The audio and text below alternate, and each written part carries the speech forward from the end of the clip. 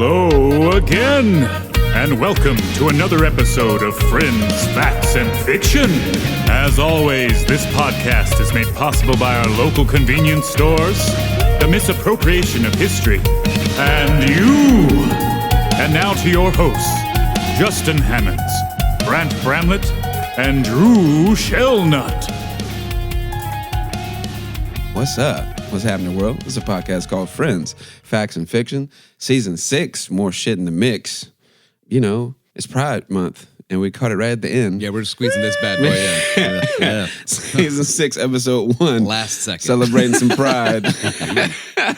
So, happy Pride. I'm Justin Hammonds, looking at my boy Drew Shellnut. Hello. And my boy Grant Bramlett. Hello. And we have a special guest today, our podcast editor, Julie Francis, is in the building. Hi. And it's her first time on an episode, I think. Well, there was one. Kind of. There, She there was in one. I when filled you on were one. on your trip to Montana. Yeah. We called you. I'm pretty sure that was the one that you were on. Yeah, that was the one. Yeah. Yeah. That was the one. Yeah, well, good times. Man, that was a good trip. Oh, memories. Anyway, we're here. We're back. We're actually starting season 6. It's been Finally. a couple months. If you follow us, you listen to us. You know we've been on a kind of a scrambled hiatus, but also still making things here and there. I don't know. Life Living transitions between happening. Yeah. You know? Yeah, lots of transitions. Yeah, Yes, lots of transitions. life is happening all around us, and it's summertime now, so it's like the busiest time for all of us in life. So I hope it's all going well for y'all out there, and also again, happy Pride. That's what we're doing today, celebrating it. You know, how we all feeling? What's going Good. on? I learned a new word today, and I want to share it. Okay. The word is called gentacular, Oh, no. and it is an adjective describing breakfast. So you can have a gentacular meal, Oh, what? and that's when you break your fast. Okay. Isn't that awesome? What? That's really good. And I feel like it was befitting to Pride as well. Something about the word gentacular. So that's where, exactly where. Seems so, pretty gay, you know? I was. in a good way. So there's a comedian Esposito, and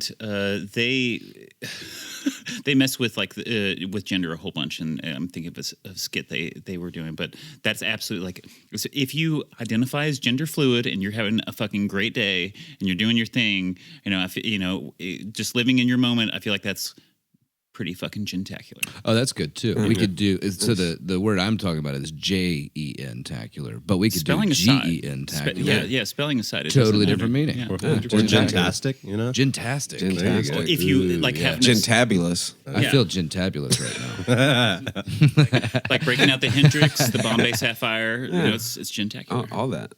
Man. Now you went booze with it. I like it. Yeah, good. A little G and T. Friends, Facts, and Fiction, baby. A little G and T action for There the it is. summertime. Yeah. You know what I mean? A little mojito. That was a left turn. Anyway. I like a mojito. I like mojitos too. Just some muddling the mint. That's always my favorite part. Just muddling. Honestly, just any good muddle. Any good muddle? Just get in there with a mortar and pestle and just See, muddle. I don't know if I got lazy towards the end of my bartending career, or I discovered that it actually doesn't fucking matter. I mean, instead If of you shake muddling, it hard just enough. shake it in the ice. If you don't shake it have hard to do enough, the- then- that's more show. I think. yeah. I think that's just look at them doing stuff. Exactly. Man. I figured that out Get with it. mixing. No one cares.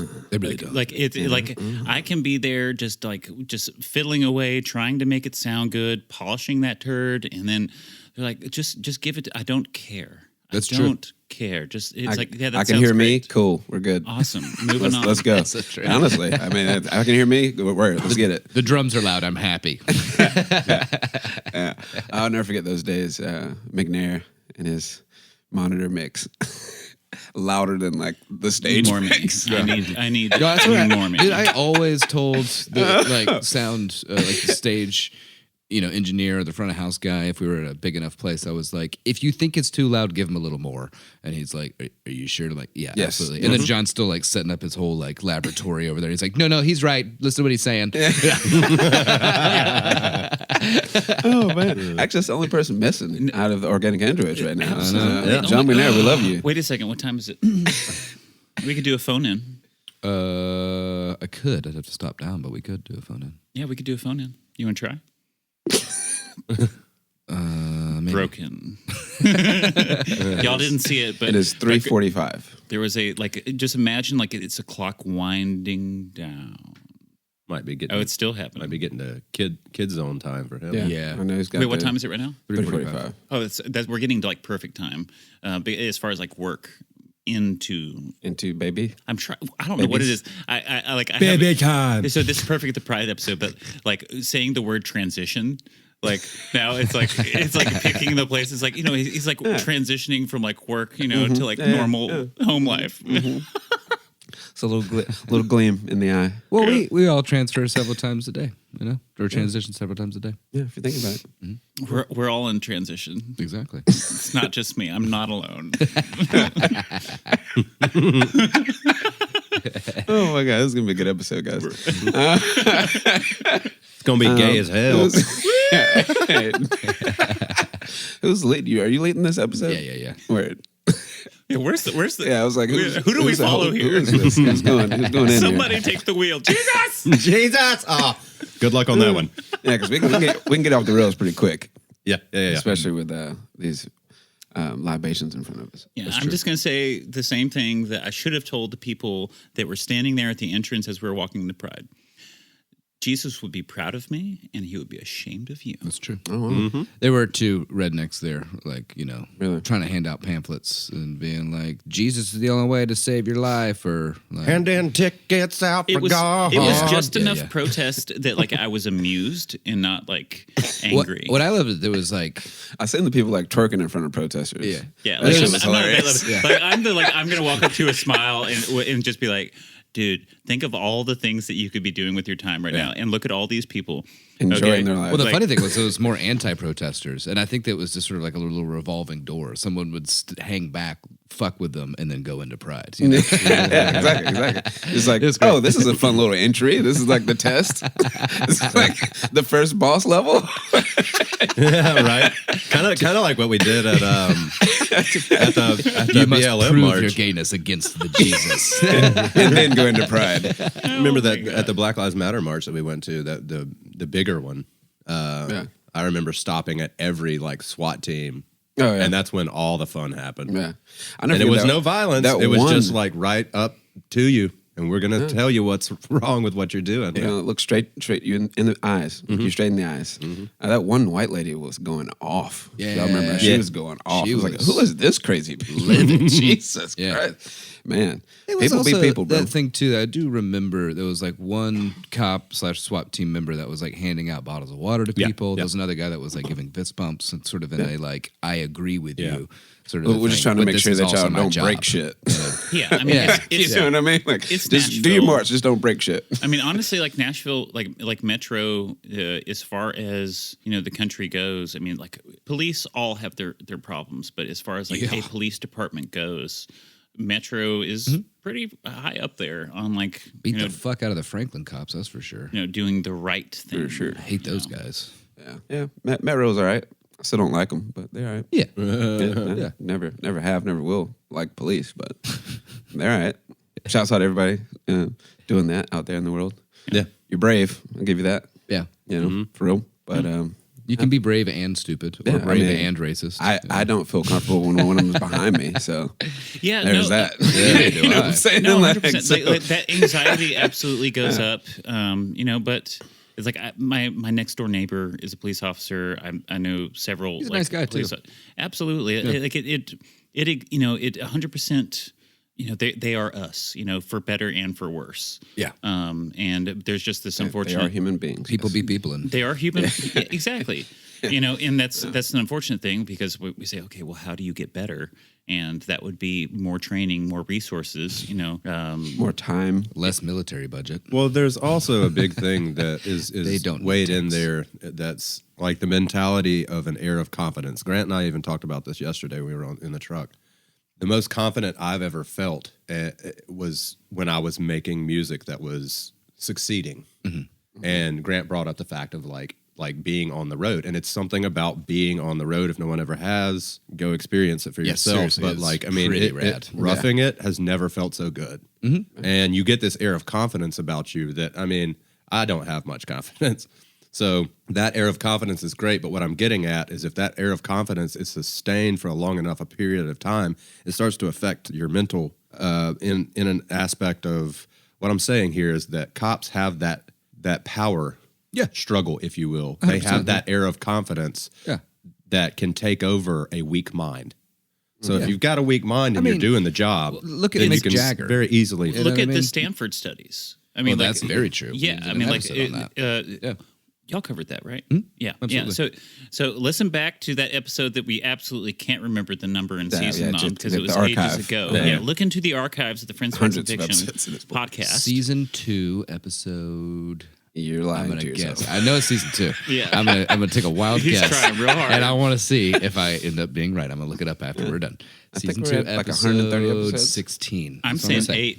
I'm saying 8. Okay, you want to go 8 with it? Yeah, I'm going 8. What do you Okay, think? There we go. I'll look it up later and we'll see. Well, who's eight's right. my favorite number, so You're gonna go I agree 8. with her. You're gonna double down with Jules.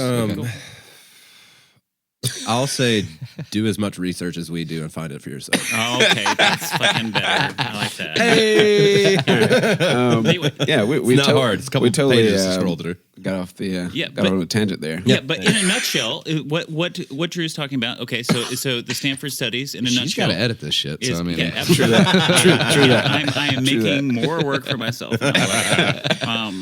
But yeah, so it's the classic, prison guard study that Stanford did, and they basically got college students to run the whole thing. And within like a week, it was like It's like the first few days, the I first think. like within the first 2 days, 3 days, was mayhem. basically the guards were just taking advantage of it. And these were good people. They just being put in that situation of they power. were psychology students. like Yeah.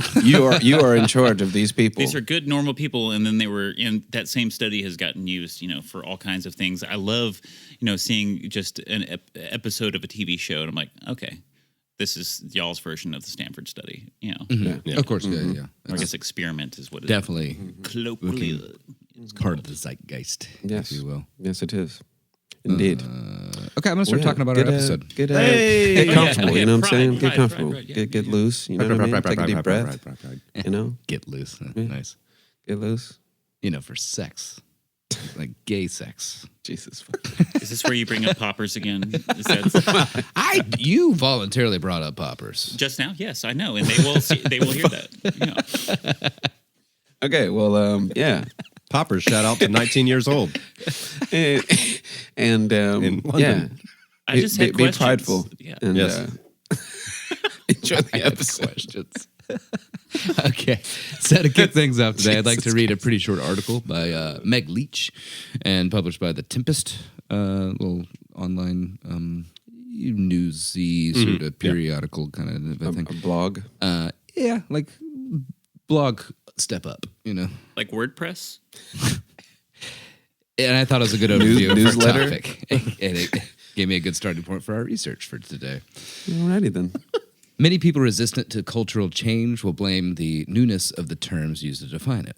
The newness of a label is often used to allude to the idea that it is an invention, something that is not true, but rather made up.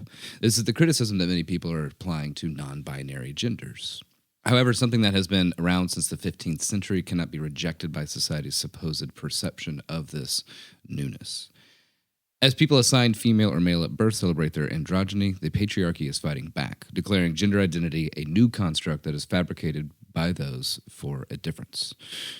It's important to acknowledge that this newness of the term non-binary is not an indictment of its existence, but rather a celebration of its acknowledgement.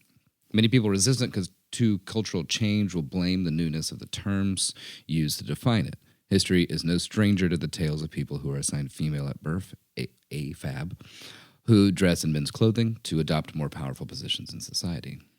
These examples are anecdotal and often follow a common theme of a person assigned female at birth, defying the gender roles assigned to their sex to achieve something greater. However, even these examples hardly hold a candle to the rich history outlining people of a third gender. History is no stranger to tales of people who are assigned female at birth, dressing in men's clothing to adopt more powerful positions in society. This third gender, sometimes defined as neither a man nor a woman, is present in several ancient cultures, including Mesopotamia, the progenitor of written history. During that time, people of the third gender, or Hydra, I believe, or Hira, I'm not sure, were in service to the gods they celebrated in various cultures throughout history, from Hira priests to eunuchs and virgins in the temple of Artemis. Holiness has transcended gender. It's easy for detractors to rebut this by pretending that nothing of the sort took place in our current understanding of Western society. The notion of a third gender, or mahu, is part of Polynesian culture. It can mean gender between male and female or gender fluid. In Hawaii and Tahiti, the Mahu people were highly respected in the indigenous culture as keepers of oral traditions and historical knowledge. Mahu people exist not only in the past, but are an important part of queer culture in Hawaii today. The Navajo, Native American people of the southwestern United States, they have a gender category called Nadli, which can refer to transgender people who have transitioned in one direction along the gender binary, having been assigned male at birth and now identifying as female, or the opposite, of course.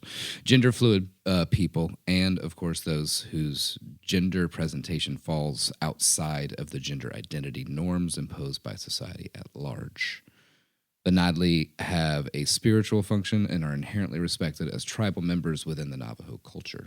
This stark difference in acceptance and perception was noted by Anglo-Saxon American anthropologists as early as 1920s.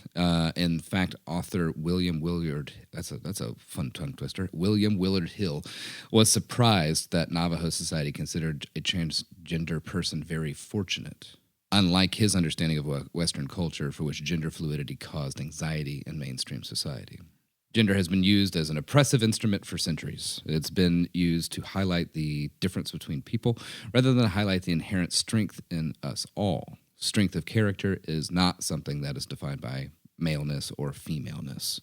Strength is an attribute of the human condition to thrive when tested and fight for what we believe in. The history of defying gender roles is as ancient as humanity itself. That human condition is what drives people to discover what gender means to them. They're able to transcend the baggage of strict gender roles to achieve greatness. The history of defying gender roles is as ancient as humanity itself, which leads one to question why people are so threatened by the non-binary identification overall. Why is it that the rich history of gender fluidity needs to be constantly torn down by censors and patriarchs of today's quote-unquote binary culture and rejected because of its newly found public acceptance? Perhaps Joan of Arc and Hatshepsut knew something that everyone else did not. Perhaps it's important for us all to remember the wisdom they passed on through their life stories. That is, to transcend gender is to harness the power of the gods themselves. Damn, word. Yeah, cool little article. Yeah. Well, this has been a podcast called...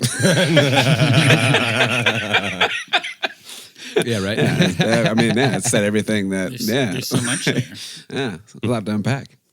But it's beautifully written. Yeah, I think so too. And I mean, it's something that Jules and I have had conversations about from time to time. For a lot of people in today's Western culture, it just seems easier to either stay the course that everybody expects of you or to just switch completely over to the other gender role, as opposed to living somewhere in the middle. Yeah. You know what I mean? I mean, it's all spectrum, right? I mean, right. Everything in life is, On that, so basically, like I find myself torn. So basically, I just say that I'm trans and I use she/her pronouns because I feel like that's what people can digest. Yeah. Kind of thing. And because as far as like my experience and the way that this all feels to me, I feel non-binary. That's what works for me. Yeah. And then basically just he/him pronouns, he/his, just that doesn't. That's the way I feel, and I'm figuring this out as I go. But like that's what I know is a constant, a core. Also, you're wrong, and that's why we invited you here today. Yes, surprise intervention. Yes. But as I've tried to kind of release people from, because I've had to kind of release myself, is that even before I had the vocabulary to understand myself, I hated being put in a bucket. I hate stereotypes in general. I understand that us as humans have to understand everything, whether it's a scientific level, just labeling anything and everything just so that we can understand it. I mean, that's our lizard brain. You know what I right. mean? That's how we survived when we were. This is called this because this is what I know. hunter-gatherers. And when it doesn't make sense, we come up with something else and we say, okay, well that's what this is. Or instantly hate it just because it is what you Exactly. can't understand. So You know what I mean? at the end of the day, and this is where I'm at, I'm Julie. That's who I am. So and I use she her pronouns, and that's Nice to meet you, Julie. yes. So that's kind of I'm thank Grant. you. Nice to meet you, Grant. So that's kind of the spot that I'm comfortable in and living is just knowing that like okay, I'm figuring it out as I go. These are my pronouns. Don't ask me to put myself in a box because I don't Because you necessarily don't get it. or yeah some shit. like well it's kind of that so it's but I've definitely like I've had people that were able to easily accept within the binary the thing that they can understand. It's like okay, you're a woman now. It's like okay, yes, that is more true than not 100%, but also I'm non-binary. It's like that whole concept of trans femme being exclusively one way or the other, and like you're saying it's a spectrum kind of thing. And I feel the same way towards orientation. Oh, 100%, for sure, where for it's the on the spectrum you are either a woman or a man, and you kind of fall somewhere in there. So the trans femme thing, just like we fall somewhere closer to woman than a man, and we're talking about non-binary now. I feel that for a lot of people, not myself, it's other. It's not in the middle of that spectrum kind of situation. And because I'll get this out now because I want to pass it on to everybody. As far as orientation goes, it's not a fucking spectrum.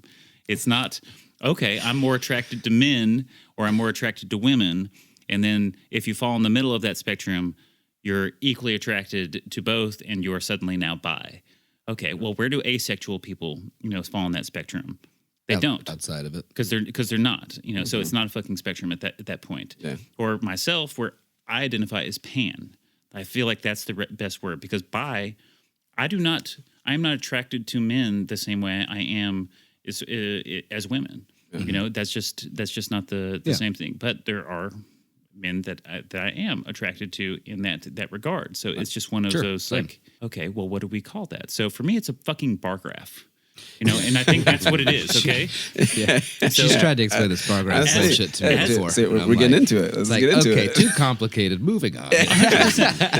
She's got the floor. Let's get it. So like you're figuring this out as you go. So Yeah. you can it's a bar graph, and you're just attaching different qualities and all kinds of shit. So whatever you want to put in that, it could be either an emotional thing, or emotional quality, or a physical quality, and it goes everywhere through there. It's that's the way it is for me. And that's just how it is. Like if you just say I'm more attracted to men than I am women, or I'm more attracted to women than I am, it just doesn't work, that way. And then it gets more complicated where you say this is a super straight, person, but they can pick out who's more attractive than the other in a crowd, of the same sex, in their mind.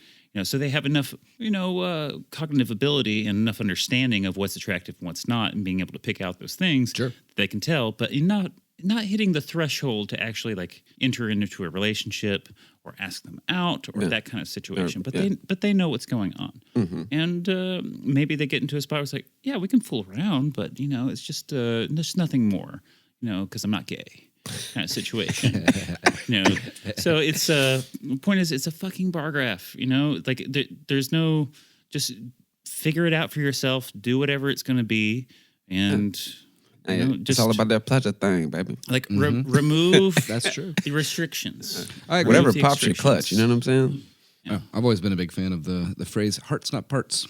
Yeah. Hearts, not Yeah. parts. So as far as pan goes, That's real simple. You can 100%. just throw that out there into a crowded room, see what happens, and continue on your life. What bounces back, bounces back. You know what I mean? I feel like that's a really good way to describe pan. I totally agree. Yeah, which I have stolen from you many times. Yeah. For sure. Pass it on. Well, from here, it made sense to pick some of our people mentioned previously in that fun little article and dig a little deeper into their lives. First up, in chronological order, will be our Egyptian friend, Hatshepsut.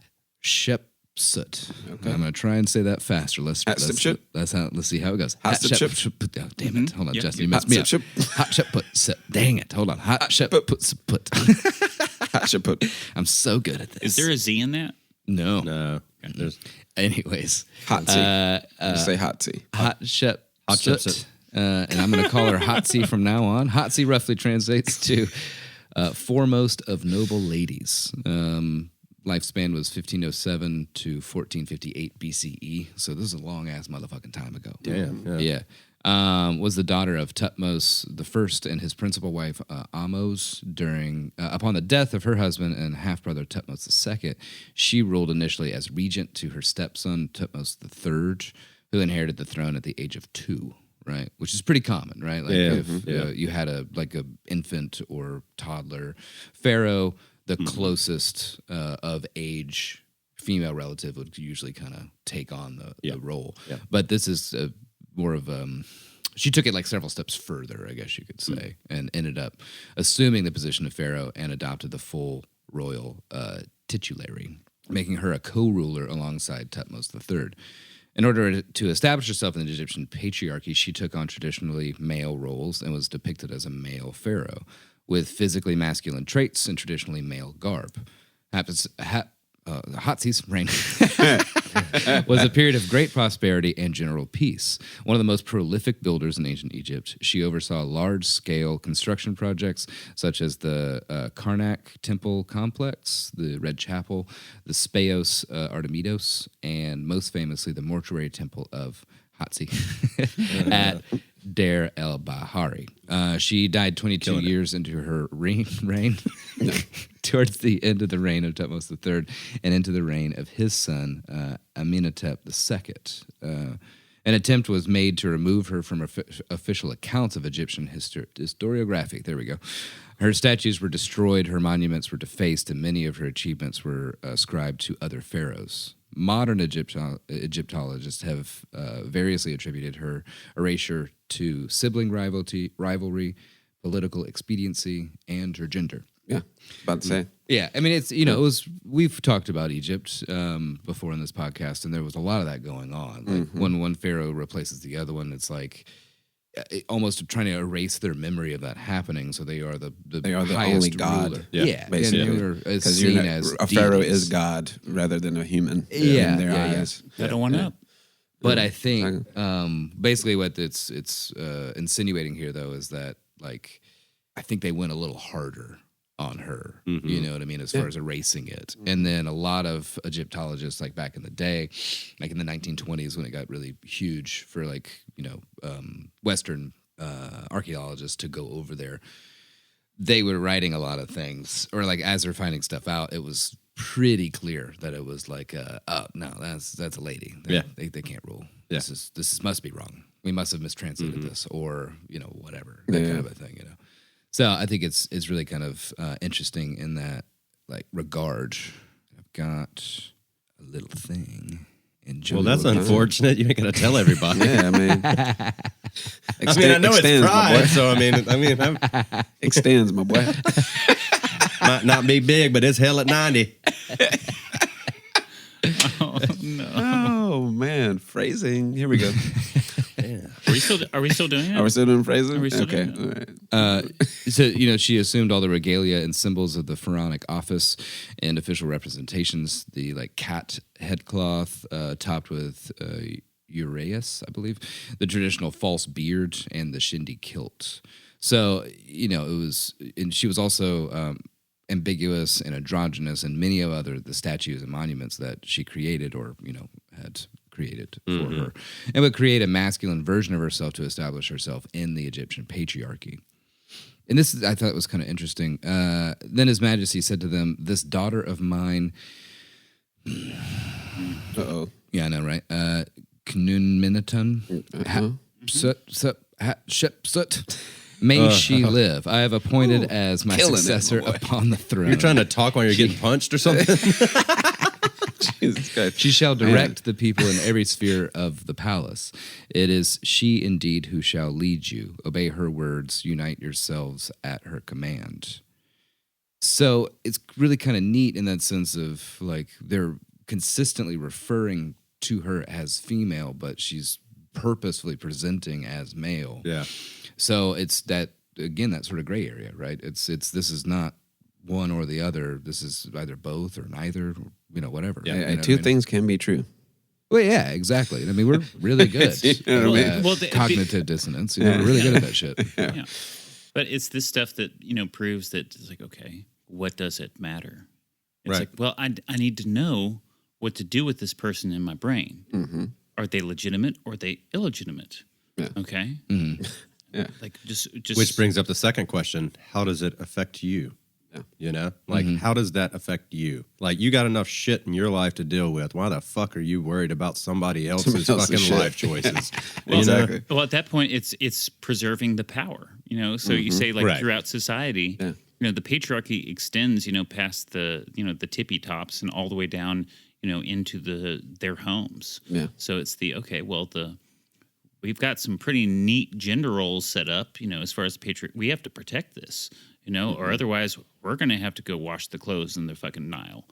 So Yeah. it's, And Everybody knows in we're their just mind, gonna raise you know. the kids. I don't want to fucking Yeah. raise the In kids. their No, mind, that's what I was about to society say. crumbles, And everybody knows queers eat babies. Jesus Christ. They're delicious. All right? Oh my god! Don't knock it till you try it. Okay? Baby, the other white meat. Oh my! Oh, my baby. Donner party? Man, Party so- of four. Donner Party of party? four. So far, quote of the episode. All right. Queers eat babies, according to Drew. Yeah, according to Drew Shona. Well, I'm from Alabama. And you can't spell. This is how you spell. No queers allowed. ALABAMA. If you don't like Big Red, fuck you. Jack Hawk 9000. Got it at Walmart. Oh my god! But in their minds, if they accept things that are different, they think the society will crumble. Basically, Yeah. And I mean, and it's like, no, it'd probably be better. If society It'd is definitely be better. 100%. If society is set up around gender roles, then it that's becomes very important. It becomes very important, and that goes both ways. I mean, Yeah. Island of Lesbos. That goes into race as well. Yes. Yeah. Yeah. I mean, that's 100% the same thing. Like, I mean, it's just like if we can't, like, Yeah. Humanity just really loves somebody to do it for them, and they just kind of throughout history. Also, People- love something to hate too. well, They love but something to people hate. people also, this dives back into a few different episodes that we've talked about. People are unfortunate enough, these people, we're not, but there are certain people unfortunate enough that need something to believe in. Those are the same people who look to a hierarchy. Instead of like, hey, let's just figure this shit out together. They're just like, oh, so-and-so said. Right. So It's easier. Yeah. Well, it's also like the age of just regurgitation, Right. So it's I heard this person say that, so I think it's cool. You know, I actually want to be a part of the processing or conversation. knowing how you actually feel about it, you're just going off of what some other person said Yeah. or what you're supposed to say. Yeah. Rather than like, wait, how do I actually feel about this shit? You know, I mean, Yeah. like, what's in my heart about it? It's, You know what it's I my mean? sports team. I got to root along. That's Yeah, that's exactly, the thing. exactly. As far as like news and social media goes, it's just a whole bunch of people regurgitating. It's the same people that were regurgitating before, except now they can do it without any respite. I mean, it's also like it's kind of hard to hear a singular voice in a crowd, and that singular voice should be you. So if you're crowding yourself with things that don't need to be there, it's going to be hard for you to think for yourself on that kind of situation. true that. Like, Yeah. so Like my uncle always says, free your mind and your ass will follow. And and to quote Connor Mason, just give me something to believe in. yeah, Nice. Facts. But I thought that was kind of cool to talk about a female king as opposed to queen, right? Yeah. That's how it had to be viewed, and like when the oracle declared her king, the Egyptian public readily accepted her status. you know? Actually, It's kinda cool. Badass movie in that vein, Woman King, Viola Davis. It's so good. That shit is so badass, bro. I've been meaning to watch that. Still- I that still shit haven't is seen it so yet. fucking sick, Yeah. bro. She's, bro, killer. I recommend, highly recommend. Anyway. All right, so up next we got Wa Mulan. Oh, okay. About Mulan. Funny enough, after looking into this a good bit, Disney really didn't fuck up that bad. Like, Yeah. pretty close to the thing. Yeah. To the thing Yeah, honestly. that really happened with I the mean, thing. yeah, I like Disney. You know, doing it. The only Yeah, they usually are like, let's take this fun idea and then Disneyfy it. They did a pretty good they job. do with that. Mulan. Okay. So, like Pocahontas is the one that like stands out to me. Oh God, yeah. Yeah, they really screwed that one. Yeah, But Screwed the pooch. But I hard thought on they that did a one. great job with Beauty and the Beast. Like that's historically accurate. I was about to say, why come you don't have a tattoo? And Aladdin, a white woman in a loony Like, bin, these are great. basically and also talking household appliances and marrying her cat. Yep, and Snow White. Absolutely. Yeah. Yeah, that's 100% that movie. Yeah. Yeah, that's a woman experiencing a mental break from living alone too long. Yeah. Anyway, Too many books. oh man, Too many cats, not enough litter boxes. Toxoplasmosis. Nice. but they've been doing better though. Like movies like Luca and the Singing Family The singing. with all the family. all the different rooms and powers. Oh, you're talking Encanto? Encanto. Oh, that was that. Yeah, that was Luca. really good. Yeah. very yeah. very fluid in the ideas in those movies. I'm a big Moana fan. Oh my god. Jules and I love may Moana have so much. listened to The the Moana soundtrack. soundtrack driving around getting donations the other day. Yes, we did. Hey, Moana slaps. They're supposed to do a live action one actually. Ah, Of course they are. They're gonna. I think they're gonna live action all of them. and they're definitely going to have they're to get fast the Rock tracking to the play. Mohana one. Yeah, the Rock's going to play it for sure. But they're fast tracking the Mohana Yes, he live should. action. Yeah. That's awesome. Before he gets flabby. Before he's the president of the United States. Yeah, right. Dude, I would Oh totally my vote for God! his ass. If that happens, we are in Idiocracy, and he is Camacho. Camacho. Yeah, that'd be awesome. I love that. I'd fully support that. Rondo. But I would vote for Plant's Terry great. Crews. Okay. in case 100%. anybody hasn't heard or seen the movie Mulan, according to legend, Mulan took her aged father's place in the conscription for the army by disguising herself as a man. In the story, after prolonged and distinguished military service against nomadic hordes beyond the northern frontier, Mulan is honored by the emperor but declines a position of high office. She retires to her hometown where she is reunited with her family and reveals her gender, much to the astonishment of her comrades. Scholars generally consider Mulan to be a fictional character, while Mulan is depicted in the Wu Shang Pu by Jin Guliang. My boy with these words today. I know, right? Stellar. The first written record of Mulan is the Ballad of Mulan, a folk song believed to have been composed during the Northern Wei Dynasty, 386 through 535 AD. They're And making compiled- 80s music back then? Ballads. Fuck yeah. Long live the ballad. Cassio's been around for a minute, my boy. and compiled in an anthology of books and songs during the Southern Chen Dynasty, 557 to 589 AD. The historical setting of the Ballad of Mulan is usually the Northern Wei's military campaign against the nomadic Rouran.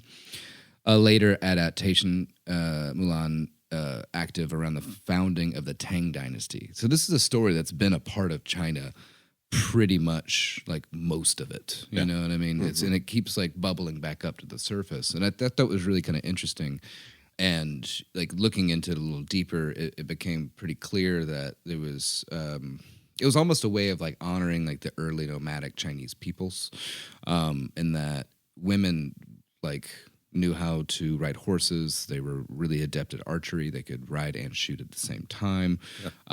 They were part of the military force. You know what I mean? Because they had to. You know, and so I think it's more of a story about like female strength than defying gender roles. Yeah. But then they had to make it a defiance of a gender role to kind of fit into the settled Chinese communities. Right, You know right, what I right, mean? And I just thought that was really kind of neat. And you know, it's gone to the point where Disney made a fucking animated film about it. Yeah. you Yeah. know? And a live action film. Yeah. They used it talk about the patriarchy issue is what you're saying. Pretty much. Yeah. Well, they wanted to tell the story, but Yeah. in the modern age of the patriarchy. Zootopia, because we're talking about Disney. Zootopia is a great film. It's it a is. great film. The Great DMV film. visit is We probably want to one of my favorites. We'll, yeah. we'll just have an episode about animated films, I guess. Let's just do Well, that. no, this is about. Well, here's the thing. What is Zootopia about? A bunny being a police officer. Right, but what's the moral And tale? a cool fox. Bunnies can't be tough. Okay.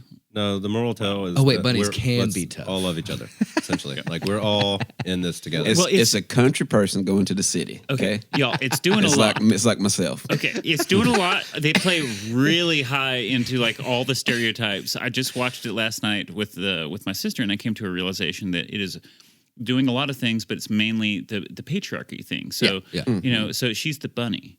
You know, and we can draw allusions as far as that. She's the bunny. But the idea is that she's small, she's weak. She can't do something that requires such force.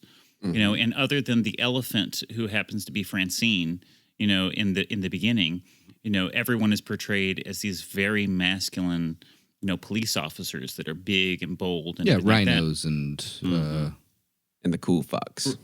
Various Well, cats, see, lots of cats, rhinos, Yeah, bears, predatory bears, cats. things like Yeah, that. well, see, I think all the bears were like criminals. No, just the polar bears. Oh, okay. Just the polar bears. Yeah.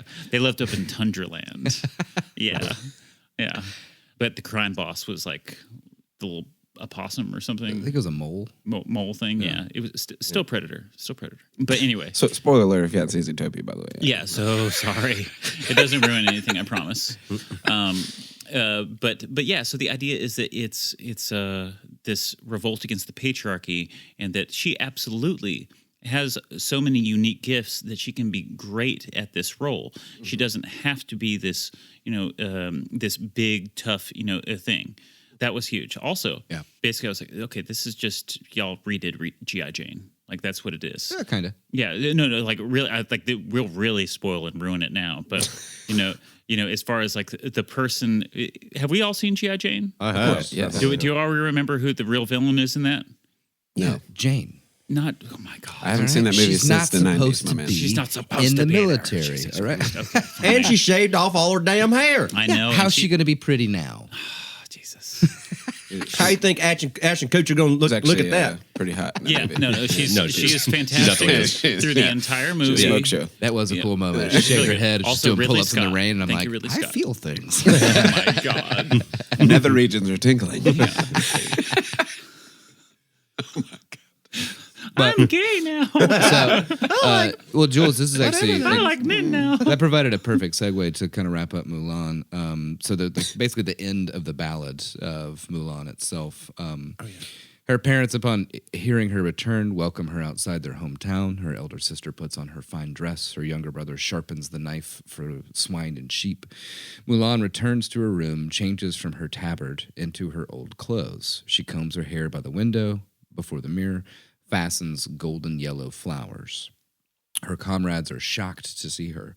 For 12 years of their enlistment together, they did not realize that she was a woman. In response, Mulan offers a metaphor.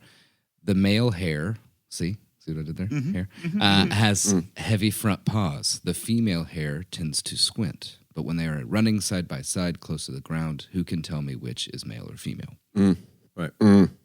Pretty damn cool. It is. Also, kudos to her for being in the first Def Leppard song It's true. back in the 500 somethings. Yeah, man. And the CEO of Tang Yeah, It's true. I mean, bro, it's crazy. It's all very true. made it a dynasty apparently. That is an old uncle reference right there, guys. Tang. Yeah, right. We're losing the generation that we're Yeah, talking we to are. right now. Yeah, we are. We are. Drew, Tang and Def Leppard, bro. Well, no, Come on. they're gonna think of Tang and think of like pussy or something like that. Yeah, you know, probably. like, Oh. oh, Drew, you're either Not the a orangutan terrible with orange juice. listener or you were spent that entire time trying to think of those jokes. no, I spent that entire time going, waiting for that moment. don't forget, don't forget, don't forget, don't forget. And then you were like, and something, and I was like, God damn it, I've got Tang. What was the other thing? Oh yeah, ballads. Also, shout out to Professional Paintball Dynasty. Still running that dynasty. Been in it for about 23 years now. Doing great. Turn up. Love it. Yeah. Also, shout out to paintball in general. My koozie is currently a WNXL paintball koozie. Oh yeah, that's yeah. the plug. Yeah. So y'all look Sponsor up us. paintball. Look up paintball on YouTube. It's Just super don't look fun. up cutting the fields. Yeah. Like yeah, mowing the yeah, fields, do don't that. look that up. really Don't even look sucks at a lot, videos. actually. Like Yeah. It's not fun. Yeah. man. If it's not a professional field, it should be astroturfed 100%, and that's what all the good fields do. No, not just Sandy We don't Rock. cut a good Are you field, sure? so Are you sure it is Sandy what it Rock is. is not what it's supposed You don't to think be? the rocky dirt patch that we have to deal okay, with is here's not... the thing. Y'all have to fucking mow it. I have to mow it with y'all. I have to play on it. You don't Okay. have to. We have to mow it. I do. Jesus Christ. You get paid to mow it. You have to spend money to play on it. I do. Big Also, facts, paintball's big really facts. expensive. It's unfortunate. But it's so Big fun. facts. Yeah. Side marker there. So we're looking for, Paintball is look really for a expensive. sponsorship if paintball. Oh, and also, if you guys are wondering, this episode is brought to you by Viva la Stool. Viva La Stool's Pirate Water, Miami Vice. We're giving out free ads right now. Yeah. Yeah. Well, I'm Might gonna as well. move on. What do you guys think? Fine. Let's do it. next, man. next up is Chevalier Dion, clearly French. Oh, Plus. Le jeu de quoi? I am French. Plus. I give cigarette to baby. I do not care. Okay, we have to tell them We about should, that. yeah. though. We should have to- inform okay. the public. Yes. So everybody's, like Alphabet Mafia is what we colloquially call it, like within the community. You know, as opposed to saying, LGBTQIA plus. It's a mouthful for everybody, including us. Alphabet Mafia. Yeah, Alphabet Mafia. All them fucking letters. Everybody. ABM, cuz. Absolutely. Yeah, they make fun of us. We own it, and it is. Add some That's more. who we are. So, what is the? I forget the comedian that did it, but don't know. yeah, either way, Grace knows. But the idea is that what's the way to do it? It needs just a little something. A little je ne sais quoi. That's what it needs. So it's like le je peux quoi. LGBT quoi? Le je peux quoi. Plus. Plus. So everybody, take that as you will. Please run Pass with it. Fucking pass it on. Pass that along. Take it to France. I was listening to this other comedian. It's like, what if you the Alphabet Mafia just threw in like straight Christian in there? So then they're just a part of it. So now you're a part of it. So now what? Now you're in it. So I like that a lot. Welcome to the community. Yeah, right. Yeah. Welcome. now we're all in there, bro. So what's up now? Rainbows are cool now, right? I mean, shit. Love is real. Welcome. Love is important. Again, really not a good. human. Anyway, I thought that shit was hilarious. That's really good. Anyway, continue. Was born October 5th, 1728, died May 21st, 1810. Usually known as Chevalier Dion or the Chevaliere Dion. It's rough translation, I guess you could say, is knight. So it was like female knight or male knight, right? Now they Like nighttime or like K Castle. knight, yeah, Castle. knight. Like Knight. Sir Yeah. Isaac Newton. like a Exactly, knife? yeah. Like I'm going to use No, a no, no. knife Look, to look, cut look. this cake. Knigget. Okay. I don't think I like that. Hey, I got that from Monty Python. That's true. That's Come on true. now. Shocked. Shocked. That is hilarious. I mean, Anyway, hey, I can't be shocked about something that I didn't do. This individual, and I am going to say individual because I think this is truly a non-binary person, was a French diplomat, spy, and soldier. They fought in the 7 Years' War and spied for France while in Russia and England. So kind of a badass for Yeah, so real. it sounds like it. That's instant death. You know what I mean? Like, like, in Russia in the 7 Years' War. If they found out that you were French, you Yeah. dead. If they found out that you're a man in ladies' clothes, you definitely dead. Yeah. Let's add French on top of that. Woof. They're out there doing push-ups with bears. Come on now. So Dion had androgynous physical characteristics and natural abilities as a mimic and a spy. Dion appeared publicly as a man and pursued masculine occupations for 49 years, although during that time, Dion successfully infiltrated the court of Empress Elizabeth of Russia by presenting as a woman. Starting in 1777, however, Dion lived as a woman, basically for the rest of their life. It was a really kind of crazy thing where they would got fired and hired again a lot of different times, and it seems to be more so by the social awkwardness of the situation. It's Yeah. like during the war, it's like, oh great, you spied for us, you got really good information. Yeah. And then once that war is over, it was like, you dressed as a lady too much. Yeah. You're making us uncomfortable, kind of a thing. We're And then scared. was so good at their we don't job. understand you anymore. snowflakes.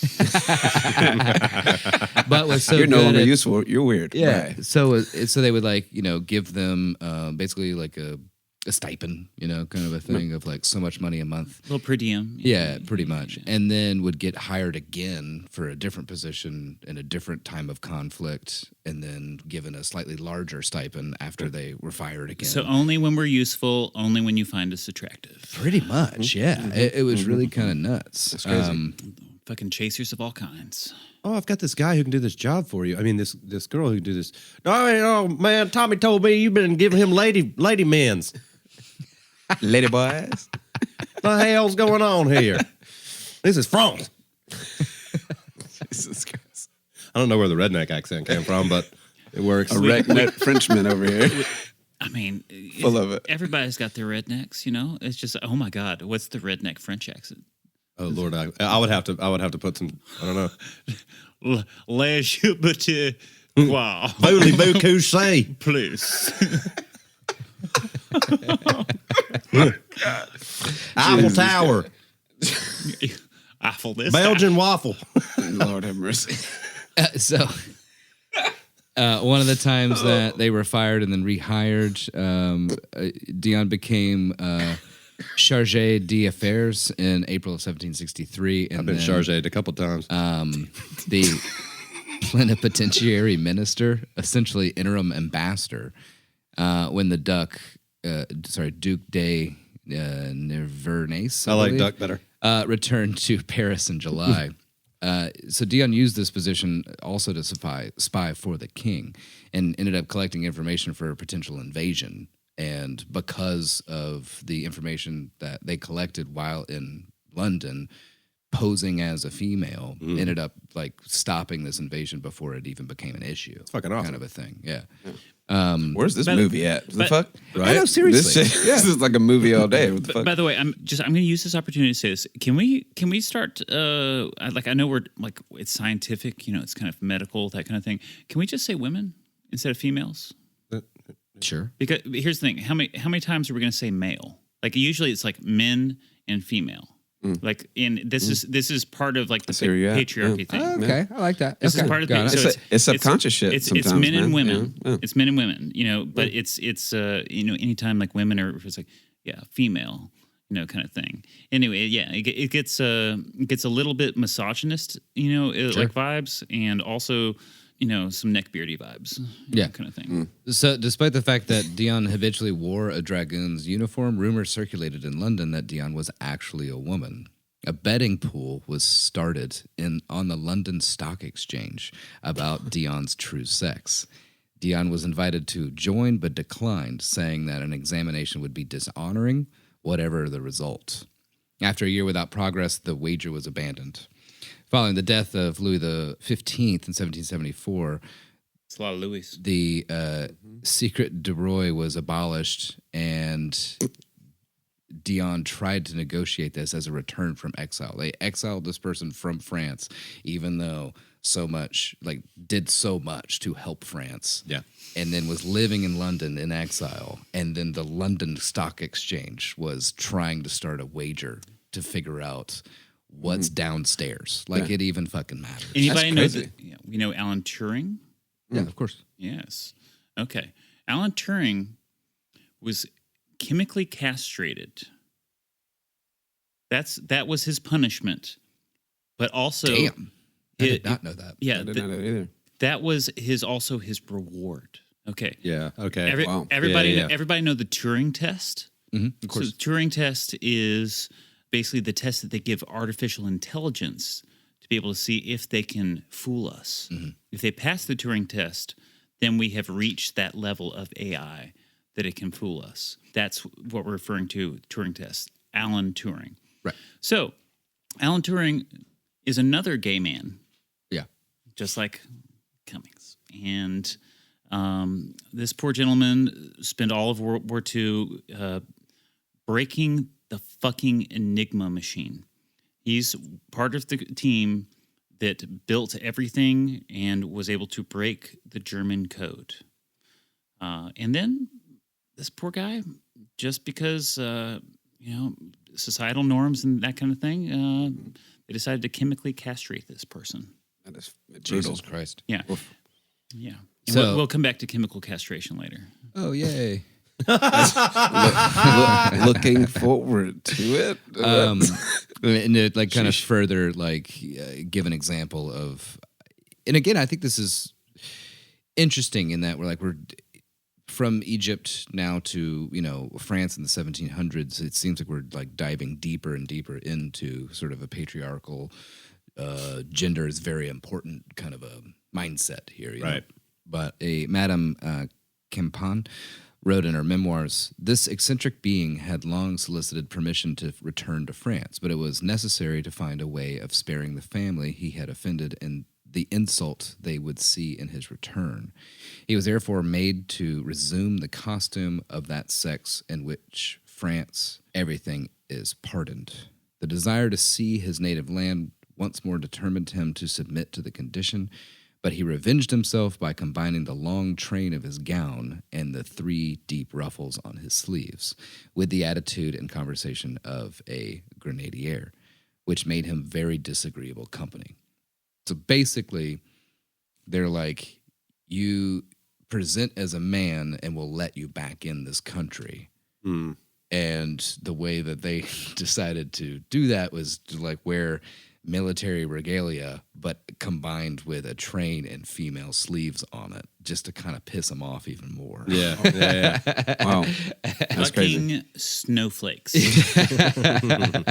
Big, Tinder. hard military men. It's like, no, that's too much. Yeah, and then they decided to try a different angle, and so they claimed to have been assigned female at birth and demanding recognition by the government as such, and claimed that they had been raised as a boy because Louis Dion de Beaumont could only inherit from his in-laws if he had a son. So he's basically saying this family member of mine raised me as a boy in order for me to be able to have the inheritance, of everything. That's a crazy fucking life, bro. I've never heard this story. This shit's wild. Yeah. And then Shit is when crazy.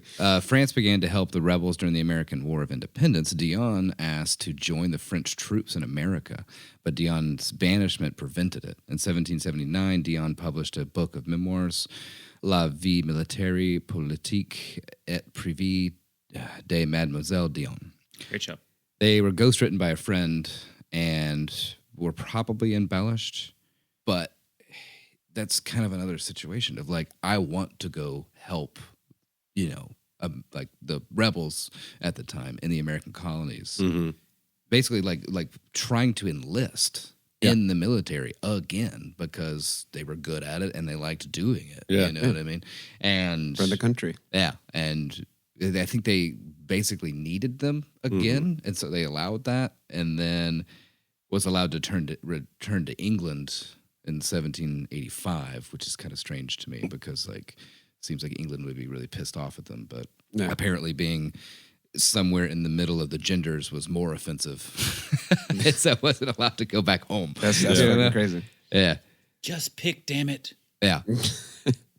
So when Dion passed away, a surgeon examined the body and attested in postmortem certificate that Chevalier had male organs in every respect perfectly formed, while at the same time displaying feminine characteristics. Perfectly formed. Perfectly formed? That's what the quote is. A couple of characteristics described in the certificate were unusual roundness in the formation of limbs, as well as breasts remarkably full. Huh. Yeah. And that's Jealous. interesting to me because I'm pretty sure they weren't doing like plastic surgery at this time. No. Yeah. I mean, there's DIY, hormone methods and that kind of thing. Yeah, and maybe Also, that there's- is what they decided to do. Also, on the subject of fuck the binary, there is no binary. This isn't like gender's a social contract, but sex, which we're supposed to be basing gender on, that's a binary thing. Mm-hmm. It's not. Intersex people exist, Right, okay? and that seems to be like more so the case with this individual, Yeah. in that it probably was kind of an intersex situation. XXY, but some like sort of version. to the point in which like both sex organs didn't develop, which happens. Happens all the time. Yeah, absolutely. I mean, it happens all the time now. Y'all had an episode on it where y'all got to talk about, as far as like what real, adolescent genital mutilation is. Yeah. Gender affirming care is not genital mutilation. even close. Yeah. However, you being like, sorry, my child has, different chromosomes than I, and it just makes me feel weird. So we're just going to have to pick which one's more predominant, and then we're going to excise the other one. And then we're never going to fucking tell them for years. Yeah. Bullshit. Crazy. Well, at least What a mind fuck. At least they never came to America. Yeah. It'd have been worse over here, Yeah. Oh yeah. big time. But For sure. it's on that note, though, it's kind of cool. The Beaumont Society, which is a very long-standing organization for transgender people, is named after Dion. Huh. Yeah. That's crazy. Kinda fun. That is a movie or a fucking Netflix series waiting to happen. Man. Where's seriously, that though. at? That shit is funny- wild as fuck, bro. So funny enough, I don't know what it has been in the past few days, but when you started the story and kept saying Dion, like in my head movies, the way that this was all playing out was Deion Sanders was playing the role. Oh, that is amazing. Coach Prime, baby. Oh my god. Nice. Yeah. Coming to steal every transfer portal kid you have. It's be a Like- transfer portal, like, all right. There's so many places to put, like trans, comes before Hey. everything as a prefix, So it's just like when anybody's like saying a sentence, it gets to that point, like for that, just like a little blurb of a second, it's like Yeah. What's that? transportal. Got it. Okay. Transmission. And then you say like, yeah, I'm on a transmission right now. Here we go, spreading the good word. Oh, shit. I didn't hold down the clutch. It makes me think what I've always thought sounded a little gay was Hemi. I don't know why. Hemi? But it's just, Hemi? Yeah, people that are all into their Dodge trucks are like, oh, yeah, it's a Hemi. Is he taking shots? You taking No, I'm not shots at taking me? shots, What the fuck actually. is that? Does it? You You're wanna a talk very about cool, it, Justin? open-minded person who happens to own a Dodge truck. Yeah. I'm talking about the people that are way into their Dodge trucks. Oh, like those people. Yeah. How about this, Justin? Why don't we Don't talk dodge it, ram it.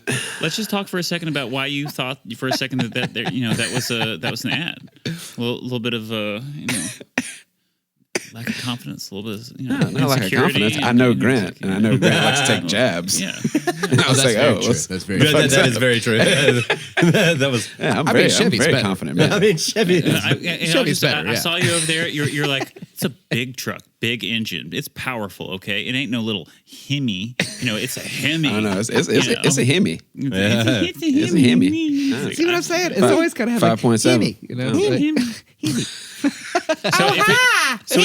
So we want to talk about Hemis. So there was a reason why Hemis went away for a while. I'm just saying got brought back for a different reason too. Okay, All right. extrapolate. I'm saying that it was a great engine design, and we brought it back because it was so great and it needed to come back. That's what it was, for sure. That's what it was. I actually don't really know the pros or cons to a hemisphere. Well, engine we've block, got. Oh, okay. Never mind. I was going to say like geographically. Never mind. Okay. Oh, Lord. As far as So, Is my it- my is last person. The rails You over wanna here. hear about We're this off one? of those. yes, please carry on, Grant. All right, type A. Jesus. Taipei? Yeah. Are we bringing Sure. that into this? Taipei? Okay, I mean, yeah. Taipei? They've got their tenders. Yeah. Jesus Christ. Yeah. My lord. My God. So, Loretta Janetta. Oh, Loretta Janetta. Isn't that a fun one? that's my aunt. So much easier for me. Now that's a name right there. Loretta. Yeah. What That's a a fucking damn name, name. though. Yeah. Like, Loretta Janetta. I know. Loretta Janetta. Isn't that great? that's gotta be a chosen name, right? I'm pretty sure. Okay. Yeah. Okay. Yeah. Yeah. That is a Two that is first a names. Fucks up saucy- with that. That's a saucy name. Also, it's like whatever the alliteration is, but at like the end of a fucking at the both ending on a sounds. Loretta. Janetta. Right, right. Well, it kind of sounds to me like a transport store. Really? Okay. Loretta. Loretta. 100%. Okay, Yeah. So yeah, okay, I guess so. That's saying a lot about us. Where like Goes by Lil Jet. that's no. Okay, so really, Not that She's- big, but she's it's fast. no, she's a fucking rapper. That's her main gig. Okay, she's just paying her way. Okay? That's true. Yeah. Yeah. Okay, there was a pandemic, Lil y'all. Jet. Okay, Not everybody could. Bless No it, man. events were happening. You know, I Twitch streaming. Can't be held responsible for what's coming out of my mouth. Goddamn Oh, Jack. pirate water over here. Viva la stove, As man. far as, like, the 70s, the 80s, you know, as far as like, okay, like famous porn stars go, but Loretta, you know, it's like 100%. So Yeah. I could see that. It's like, so yeah. My name's Loretta Jalera. Yeah. So I'm from South Carolina. wow, that pirate juice really did hit you. I told you, 2 of them, you get you right. And he's They really to that do mark. taste like fucking like a slightly, oh God, just so slightly classier Four Loko. If anybody remembers like the OG, days Four Loko? of Four Loko, that's Yeah, kind of what it A tastes very like. strong memory of Four Locos. when they tried to kill us. I was driving 3 hours. I drank 3 of them. Not good. And the third one did not stay down. So I was in the right headspace to just open the car door as I'm driving on the interstate and throw up out Was of this it. around the Mercedes plant? It was always around the No, Mercedes I was plant for further me. than that. Yeah. Yeah. Telling you, 4 of those things back in the day. Quick aside about Four Loko. My miss a first day and a time and probably only time that I ever purchased them was when they first came out. Yeah. I had just gotten off of work from Papa John's. No shout out. Douchebag. And so It's true. I go to the gas stations like 4-pack of Four Loko. That seems crazy. That means crazy. Let's drink these on the way home. My drive home is about 10, 15 minutes. I drank all of them Oh my God. on the drive home. Gunning. And I'm feeling good, you know? Like I'm like, all 'Cause they right. ain't hit you yet. And then you I just stand fall out up of your car. out of the car and just straight into the pavement. And I was like, Yeah, you did. help. I'm new, and I don't know what to do. Oh my God! Yeah, that me with your that witchcraft. first rendition of Four Loko was like a death wish. Well- because it was like so much caffeine and so much And so alcohol much and booze. so much Caffeine. sugar. They- Like it was like It killed. were- It literally killed people. Yeah. People were failing drug tests. One of my buddies worked for the local hospital in Tuscaloosa and said that people were failing drug tests for amphetamines. Oh my God. And it was just because of Four that Locos. shit was amazing. nuts, man. It's like, what? I remember doing some wild shit on Four Loko, bro. They like the OG Four outlawed Loko like the combination of caffeine and alcohol during that. because of that. Yeah, Yeah, no, because that's why they went away, and now they're just people kind were of like staying up a and they thing. felt jazzed, you know, so they weren't feeling like the effects, you know, same thing. So next time you're fucking ordering your damn espresso martini, Think about that. think about that shit. Yeah. Okay. Or if you've had, 5 too many beers and go hit a bump of cocaine, think about that. Yeah. I mean, hey, And then come back the next morning and fucking reevaluate and think about it like 10 more times. Yeah. you would forget everything that happens. And if you got a bunch of friends sitting at the table and you keep walking off by yourself, just remember, sharing is caring. All right, Drew, we were saying the opposite. What? Wait, what? That pirate water's hitting, boy. I should have had some of that shit. So, so I want to hear about my girl, Loretta Janetta. Yeah, what's All up with right, the let's talk about her. 1842 to 1923 was an American woman who wrote that she had masqueraded as a male Confederate soldier during the American Civil War. The book she wrote about her experiences says that after her soldier husband's accidental death, she enlisted. Enlisted? Yeah. And lit it, boy. Doing It's so litty. good. Get litty. Yeah, let's all make fun of him doing. No, we're gassing you up. Yeah, man. We're gassing you up. Nah, I'm kidding. She enlisted in the Confederate States Army in 1861. She then fought at Bull Run, Ball's Bluff, and Fort Donelson. That's what it's called. Wait. I like how I didn't have to say anything except for go into the microphone for you to know what I was talking Question. Which side? Oh, for the Confederates, Confederacy. about. Confederacy. which is why I'm bringing this up. So it's like Loretta Janetta. Yeah. Oh yeah, how you feel about your lady now? Yeah, how you like a lap? No, yeah. So I just want to say this like before we apples? go How about before we go them? any further. We're all humans, no matter how you identify. That actually was kind of the point of and, me and we can talking all about be her. real big shitheads. Yeah. Even as trans people can suck. 100%. I for sure, was just for sure. telling our dear Drew here as a story, an anecdote, if you will, earlier. about. I don't know what that means. So we were listening to Sheryl Crow. That's the context of it, which made me think of Lance Armstrong, and then which made me think of the fact that Lance Armstrong decided to start his own podcast, the little dick, and No. Little balls. he's a fucking little balls. cheater, little ball cheater. Little balls. And he wanted. So one of his guests he brought on is Caitlyn Jenner, who That's fun. Yeah, she's a fucking asshole. Yeah, she She's sucks. should not be out there and given a voice at all. Same thing with the whole family. I'm sorry. I hate all of them. All of what? Yeah, I don't even want to get into that bullshit. But That's a whole different. yeah, it's like please don't hold these people in high regard. They have nothing. They have nothing to contribute. He brings Caitlyn Jenner on to his podcast, and they decide to talk about transgender people in sports. You can absolutely, know how she feels. I mean, fuck, she went on to fucking Ellen show. Mm-hmm. Ellen aside, we don't like Ellen, but fine. Either way, as far as being respectful, she came onto her show and decided to talk about how she's not quite sure as how she still feels about gay marriage, while talking to a TV show host that It's famously gay. Yeah. famously gay And And married. and married, Yeah. and also just think about she's a bitch. Ellen, we don't like Ellen, but the idea is that She is mean to her employees, that's for sure. she's just not a good person. Very much so. But she has had to endure so much over the years just to be able to get to that spot where Caitlyn Jenner could come on her show and talk about how she didn't think that Ellen should have the right because she's a traditionalist. That's what she was saying. She's like, I just, I'm really into tradition. It's like, So many then great people in the it's world, not taking anything from you, fucking Caitlyn Jenner. Jesus fucking Christ. When you go to Mar-a-Lago, which bathroom do you use, you bitch? She had something on her chest there. You see? I could see it. Yeah. You've been sipping my pirate water. It's called hormones. There's two things on my chest. So Lil Jet was discharged Lil when Jet. her sex was discovered while in New Orleans. Undeterred, she re-enlisted and fought at Shiloh until unmasked once more. She then became a Confederate spy, working in both male and female guises, and as a double agent, also reporting to the U.S. Secret Service.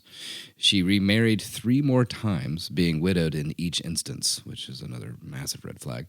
According to William C. Davis, she died in January 1923 under the name Loretta J. Beard, after many years away from the public eye in a public psychiatric facility, St. Elizabeth's Hospital.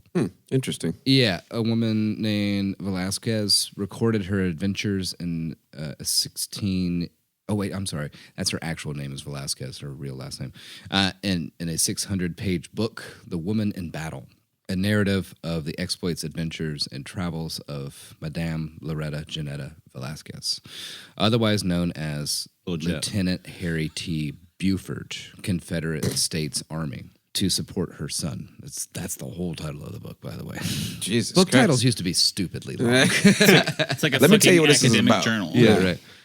The Confederate General Jubal Early refused to accept her memoirs as fact, and modern scholars have cast doubt upon the veracity of the book's report. That's It's man, our that's stuff. a lot to wrap your head around there in her Yeah. life. So She married 4 times. They all died. Yep. 100%. Black And- Widow. Confederate Yeah. Yeah, soldier. and ended up in a mental institution. And Also, her fucking last name was Beard. but also Wink, wink. Velasquez is her OG last name. Right. Right. So that in itself is I think we found our our first recorded Caitlyn Jenner. That Yeah, I mean, the thing that I thought was really interesting about this person is that seems it's if a it's Spanish all- woman. I mean, it's a Spanish, but she was born in Havana, Cuba. yeah, Moved to New Orleans, learned English in grade school there. and then fought for the Confederacy. And then fought for under the guise Confederacy. her dead husband, first dead husband, First dead husband took his identity, basically. and then Shank, shank, shank. didn't die in battle. Shank, shank, shank, obviously. steal. Still, Yeah. still, still. That is Mine. nuts. That's a nuts life too. And It's insane. and then also the fact that nobody's ever been able to truly figure out if this person even the person existed, of course, but if what they did is real or not. Right. So it's one of those things of why make all that Or not up? wanting to admit that she's real or they were real. maybe. Right. Yeah. You know what I mean? Denying her their There's a lot of existence really interesting secrecy around this, and so the you know, South. one of the reasons why I wanted to like talk about this person is because like if you're going to lie, why lie about that, right? Why lie about cross-dressing and then fighting for after the fact the wrong side? You know, at the time they were very much, you know, if you lived in this part of the country, then you know, of course that's your side or whatever. Yeah. Luckily, we now see with hindsight and realize that that was wrong and dumb. But like, you're lying about all these different things. Why? You know what I mean? Is that sort of a way of trying to let something that's inside of you out in a certain way? Like maybe this person did want to be identified as male, you know, or what? I don't know. It's really interesting, kind of like studying your part in here. history somehow. That's a wild way to do it, though. If you're gonna lie about it, Right. I don't know. It's just an odd life. If true, that shit's crazy. So, like we already talked about, like why make this up, right? I don't really know. I mean, you're fighting for a like notoriously closed-minded. And if we're talking about fucking like gender roles in a patriarchal system, I would think that the Confederate Army is like pretty fucking high up there. Yeah, pretty much. My boy. You know, I mean, so- that shit is still effective today.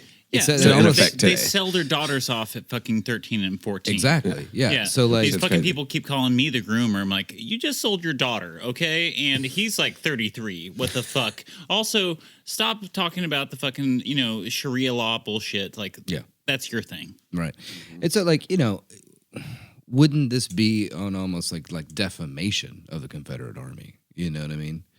And like, is this just maybe that the time period in which she wrote this, it would be just shocking. It'd be like a shock and awe kind of a thing. And maybe that's why it sold copies of like, holy crap, there's a lady Yeah. It's a lady fighting pretending for to the be a Confederates. man fighting for We the can't let the other side know that.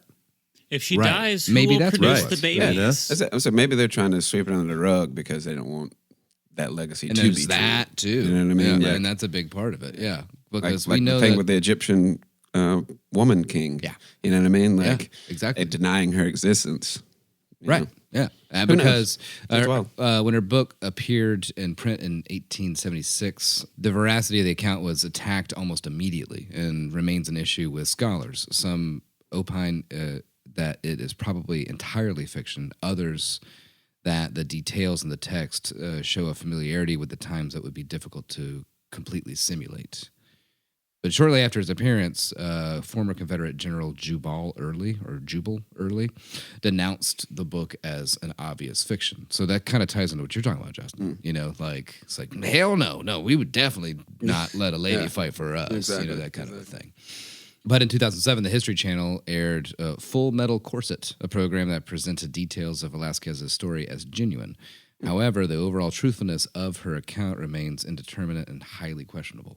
So it could be one of those things. It's too hard to verify, and too many people very quickly on denounced it as true. And so that's where it's getting murky and kind of fucked up. You know what I mean? course. Also, the fact that the true version of it, and I'm doing air quotes here, airing on the History Channel is also massively problematic. Yes. They, Ancient aliens, baby. They And who built it? I How remember. did they do it? I remember Looking when at us, boy. Bravo like showed actual like Shakespearean theater. Remember when TLC? TLC was the learning channel, the and learning not channel? the less Fucking care Oh, channel. like I just pumped out eight babies. I had no idea I was pregnant. I know. Yeah. Remember, like Animal Planet Discovery Channel was like badass back in the All day. right, well, let's continue to be in our 30s. Yeah. Dude, do you remember when VH1 and MTV played music videos? Oh, yeah, That right. was cool. No, we weren't alive then. Oh man, No, we weren't alive. Oh, yeah. Yo we MTV were. raps, dog. We were. Okay. I was little, and I had to wait very late into the evening to see them, Wait, what but was they it? still played music Wait, videos. what was that dude's? Music television. Yeah, The fuck? Carson Daly. Carson Acts. Daly. Carson fucking Daly. Carson Daly. What was the show? Yeah. that Grace. Carson Daly. What was his show? show. TRL. Look There at it that. is. You She's see? an encyclopedia. The Real Life? Is that what that stands No. Total Request Live. Yeah, Total Request People call in, Live. Yeah, and they were thanks, doing like in-house the Good producer. Morning America. Yeah, they were like right in the window, New York. Yeah. Yeah, all the people Yeah. outside. All the It was people outside, great. "Woo," with the Yeah. posters. Fucking crazy. Yeah, yeah. They tried to bring that back, Yeah, no. and it didn't really work because people don't give a fuck about Yeah, there's music no, television anymore. Like you yes. don't have to go on YouTube to see music videos. They're They're not even on TV anymore. I don't think. Absolutely, and it's amazing. Also, everybody go watch the Demi Lovato "Holy Fuck" 4-song thing on YouTube. Whether you like her or not, any preconceived notions, go watch it. There you go. Thank you. There's that. So I'll just finish this whole thing up. So in October 2016, William C. Davis published a detailed biography of Velasquez entitled Inventing Loretta Velasquez, Confederate Soldier Impersonator, Media Celebrity, and Con Artist. His account is based on newspaper and archival research, which said that the whole of The Woman in Battle is fiction. Davis asserts that Velasquez was neither Cuban nor a Confederate soldier, but was a thief and a prostitute, possibly born in New York, and eventually a swindler and con artist.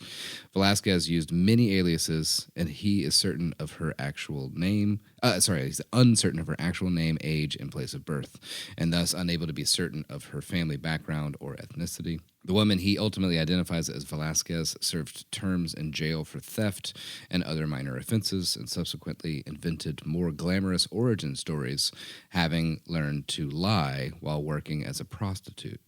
Davis's work not only views his subject as in a negative light, but also expresses doubt whether women ever served effectively as military personnel in the Civil War. His specific doubts around Velasquez's service.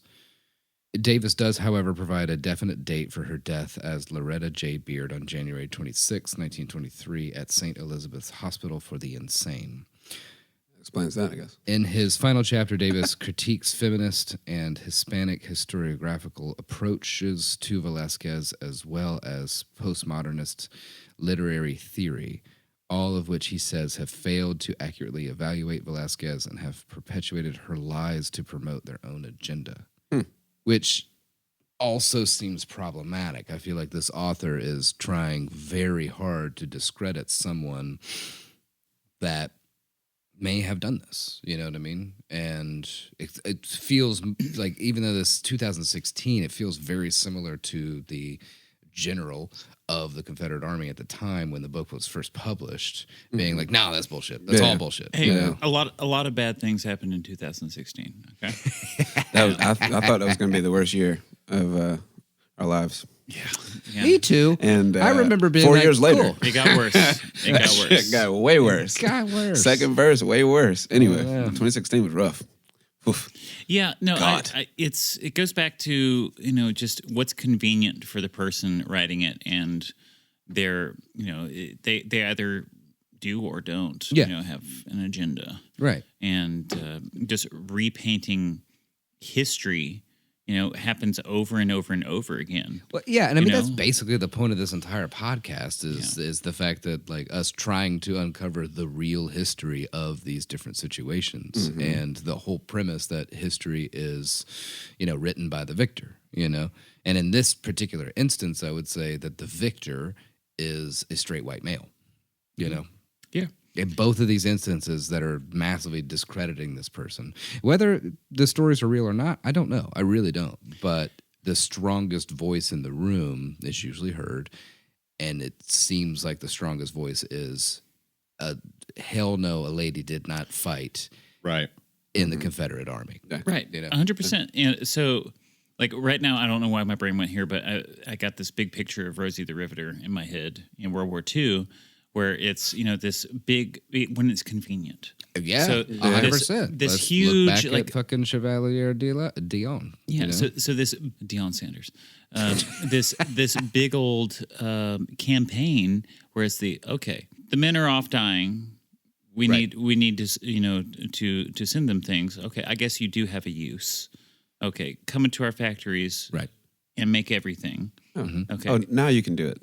Yeah. Now you're allowed. Now you got it. Because we need Appreciate you. No, now you can have a fucking job. Yeah, true Okay, that. now you have usefulness, to you. Right. It's nuts. Or as soon as the war's over, what happens? Like, it's the baby boom. Yeah, It's so now you got a it's- microwave. So Yeah, go you have a figure that out microwave. for me. World War And, II brought us processed foods in supermarkets. Exactly. Go and stock the everything. fridge. Yeah, it's like canned food is amazing. Absolutely, you can get anything any time of year. It's amazing. Oh, how the pendulum swings. Yeah, and then you have do you remember the commercials of just the kitchens and everything like that, where it's just the over the top technology where The this world thing of will- tomorrow. Yes. Today. Yeah. The Frigidaire, new Frigidaire coolers with refrigerators Exactly. with compartments, Exactly. ice makers and shit. But it's all that's all for the women to make their lives and their jobs easier because they're a homemaker.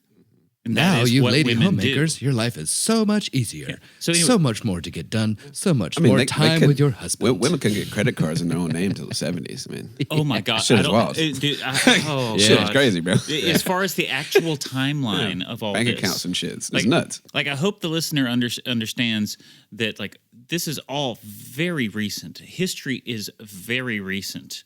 It's we're talking about the Civil War. Okay, that was less than 200 years ago. We're talking about 1865. We were at war in Britain right at 200 years ago. It's like, well, that was 200 years ago. It's like, okay, sure. If you want to talk about that, during World War II, 4 members of their family, as far as generations go, they're all been in different wars. Yeah. And it's just. It's almost like a rite of passage back then. It's like, well, you gotta go fight in the war. I mean, But the idea is like it's the same time. Yeah, It's the same time. exactly. The idea is like, okay, no, you had Civil War, and then you had multiple families completely die out. Then you have World War One, then completely die out. Then we have Two, and then- Spanish American and everything else, and then Korean get to World War, War. Vietnam. So we get there, but it's all completely separate. Nothing tying us together. That was ages ago. It's like, no, it Right. fucking wasn't. It's like the civil rights movement. That was ages ago. Women being able to vote. Women are fighting on the Senate floor right now just to be able to wear the clothes that they want to wear. Yeah. The idea of women wearing pants in Congress was just obscene. It's like, well, we had to fight to get them there in the first place. Yeah. This. I feel like the whole idea of gender is really just this misogynist patriarchy bullshit. Yeah. That is the whole thing. The idea that women are weak, men are super strong, and they're the ones that do shit, pump out our babies. That's the fucking story of all this. Yeah. And it's like, where do you fall into that? Okay, are you making the babies or are you working? Okay, well, you're non-conforming. I don't know what to do with you. Go to the mental institution. So you're crazy. We don't like you because we can't understand you or put you in a box. So fuck off. yeah. Yeah. Also, Basically, yeah. stay away from our kids. Yeah, exactly. So it's wild, man. So, like I said earlier, they literally think like if they don't accept it, or if they do accept it, society will crumble. Right. And it's quite the fucking opposite because society is already fucking crumbling no. because of you believing There's what you that's the believe. thing. But it's their version. Like Yeah. they're trying to protect something so hard because they feel like their version of it will it's like we're just pulling out the rug, like the strength, the support of what was propping it up. Pulls it away. It's like, listen, you can still do whatever you want. Just because we took the weight away from it doesn't mean you can't do what you want. Right. You just, I'm sorry, you fucking feel bad about it now. Right. Exactly. It is what it is. Yeah. It just move on. Stop That's being on a you. snowflake.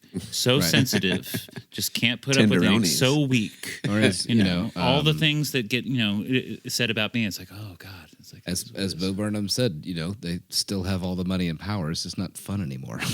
Very true. Not much is going to change if like these social rights are granted.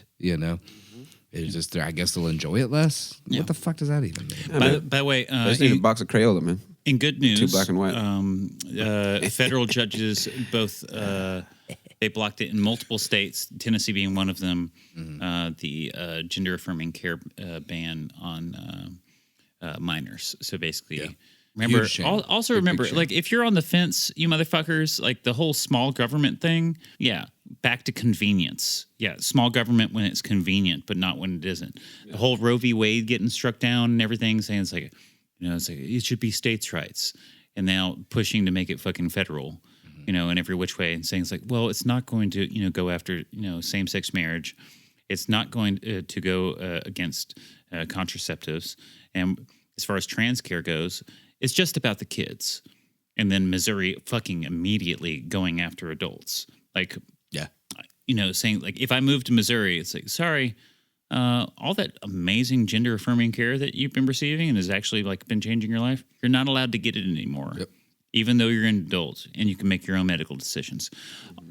While I'm on the subject, gender affirming care isn't just for trans people. You with your fucking dick pills and your hair loss supplements. Yeah. And everything else. Oh, low T commercial? Yeah. Oh, I'm sorry. What's that you're injecting to your body? Testosterone? Yeah. Just because you were assigned male at birth and that's what feels comfortable doesn't mean that's not gender affirming care. Exactly. Oh, you're an older, you're an older lady, and like, okay, we're getting up there, and you know what? We need some more estrogen in our lives because just everything starts to fall off, just like it does with everybody, no matter what you've got going on. That's gender affirming care. Yep. Got a hair transplant? Gender affirming care. Got breast augmentation? Gender affirming care. That Brazilian butt lift you just had? BBLs. One, not that safe. BBLs Probably killing should y'all. look at, yeah, sorry, you probably shouldn't be doing that. Gender affirming care. Big facts. Yeah. So Wait, Corn- how corn juice. unsafe? I think I would like a bigger butt. Is that a good idea? If it pops, you could die. eat more, work out more. It'll come. Build it. Don't buy it. Yeah. All right, fine. I'll do built, some not squats. bought. Yeah. Yeah. Yeah. Oh, okay. So we're coming back to it. Okay. Remember the thing that back you wanted to us to what? come back to? Nah, that you made I me. didn't want to Chemical come back castration. To anything. Oh, That's what God. we're talking about. Who wants to talk about chemical castration? This has been another episode of Friends Factory Fiction. I think we're good. We all get an idea of what goes on with that, right? Do you?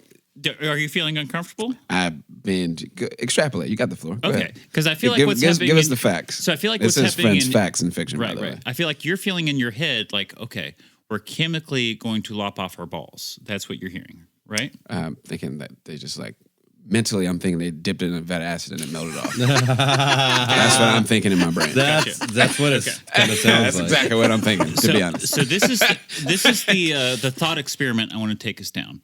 Okay, so trans people, right? Specifically trans women, the people that they have in their heads that like, okay, these are a whole bunch of men dressing as women just to be able to get into women's spaces so they can take advantage of it and go after people. Yeah. Also, that thought process, the shit that we have to fucking like go through to feel comfortable with ourselves just to be able to be in society. Yeah. The idea of going through all of that just to be able to get there, absolutely ridiculous. And one of the things that we get to go through and don't have to, but because it makes us feel good and because it's the way we, want to be, is gender affirming care, which is HRT. This is hormones. Things that I'm on right now, and most trans women are T blockers and then estrogen. So we're blocking our androgens with things, and then we're increasing our estrogen. So we're trying to get ourselves into a spot of where we would be, a type situation. The things that are helping us and making us feel good. The thing that I'm on, there's lots of different hormone options, okay? So we'll talk about T blockers. The idea is we're trying to block it. So one of the main popular ones that trans people are on is spironolactone, okay? That is, it's not the one I'm on just because it's such a ridiculous diuretic, and that's one of its main purposes. But it just happens to have the ability that that it's going to reduce testosterone levels, that kind of thing. The U.S. is kind of behind on lots of things. I am on something called bicalutamide. It doesn't have a lot of crazy side effects. I have to pee all the time. It's not because of bicalutamide. Spironolactone, for sure. Like, if you think it's bad now, y'all, it would be that much worse. Bicalutamide is essentially it's labeled as a chemo tablet. Okay, it's meant so if you had testicular cancer, or prostate cancer, or something along those lines, that's what they're going to give you because they're going to be blocking, like breast cancer. more estrogen, contributes to that. Right. Same way, vice versa. Same thing going on. It's chemical castration. That's what that is. Like, it's not a bad thing in my mind. Like, things like. It sounds very brutal. 100%. Like, we have like the mutilation in our head, Yes, like castration. exactly. We're Yeah. thinking of the fucking dog that we just took to the vet. That's not me. That's not what's going on. But the idea of like, okay, I'm the person that everyone's afraid of, going around everywhere with this super high, crazy male libido who's predatory, trying to take over everything and everybody and get into these spaces. Well, as far as like sex offenders go, going down that route, where they like actually have to be chemically castrated, that kind of thing. It's like, okay, they're okay in your mind, right? Like, they've been chemically castrated, so they're good. You're not worried about them going. So it's like, I am willingly, this is a good place for me. It feels good. Sure. It feels right, to have my hormone levels, at this space. Yeah. And I happen to be taking chemical castration things.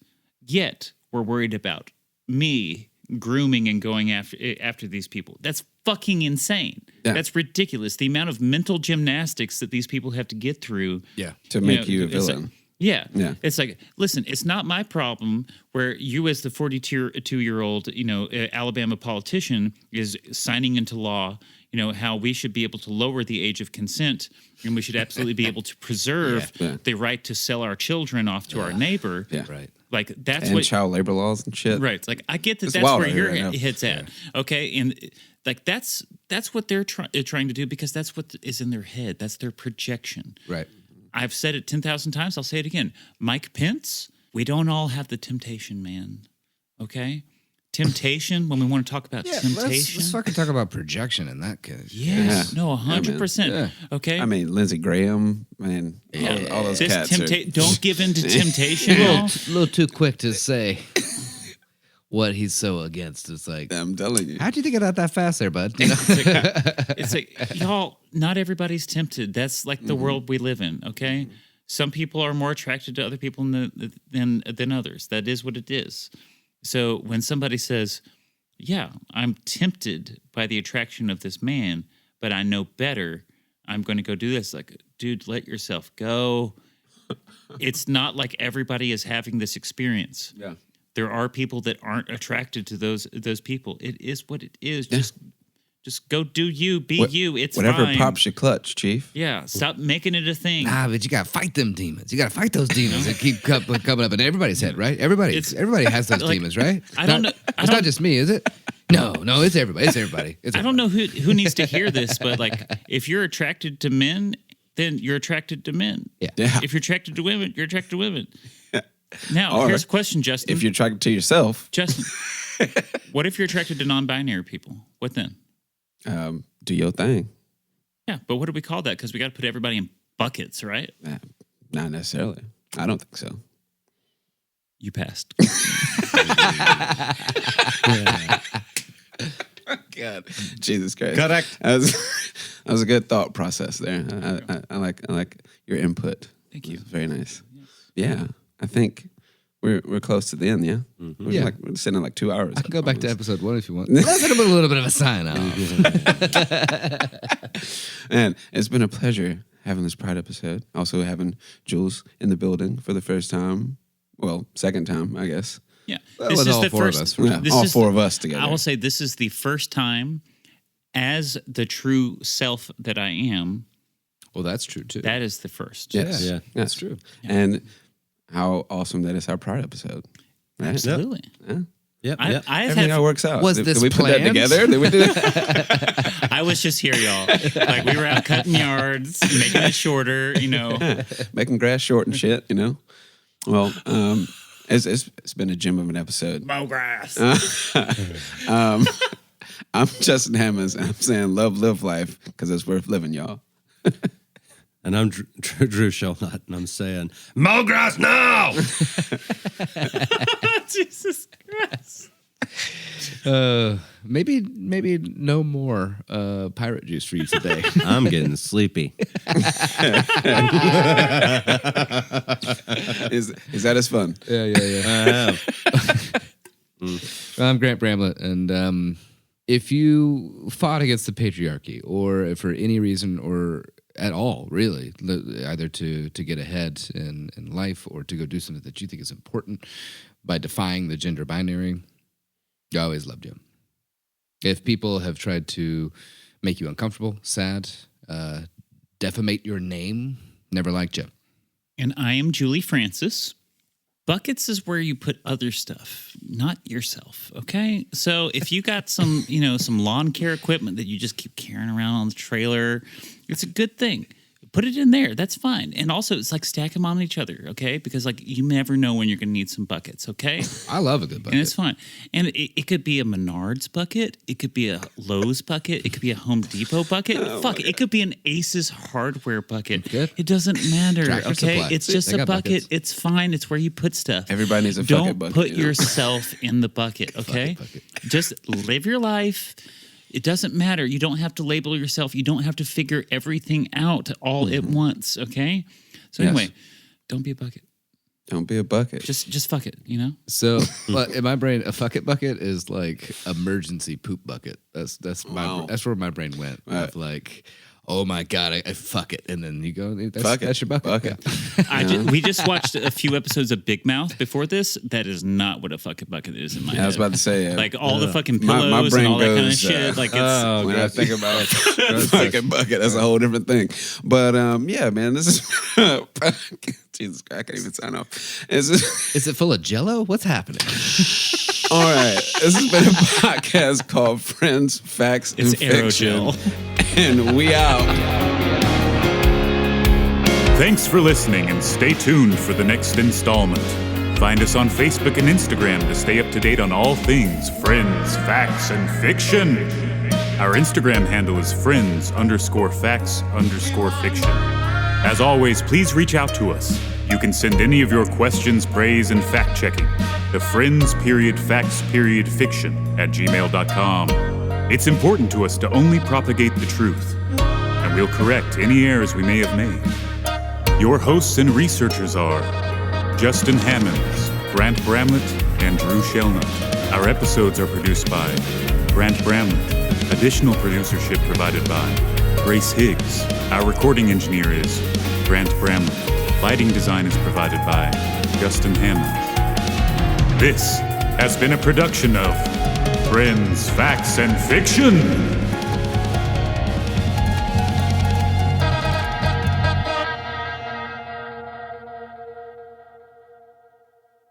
Jesus Christ. My God. it's made by NASA. It's aerogel, okay? Good God. No, I'm It remembers sad. its shape and it comes back. Cool. All right. Starting it off strong. Yeah, you know. Oh, are we recording? We've been recording. Been recording for believe. 9 minutes and 43, I'm sorry, I just wanted to be the 44, one to say 45, Are we good? 46, Are we good? 47 Are we seconds. Wait, we hot? Is it hot? We're Yeah, it's We're hot. hot? It's hot mics. We're hot? Hot mics, baby. Or hot mic. All right. Yeah. Oof. Are we okay? My Drew brain burned his is finger on the halfway. mic. Yeah, it was hot. My brain is half here today. Is it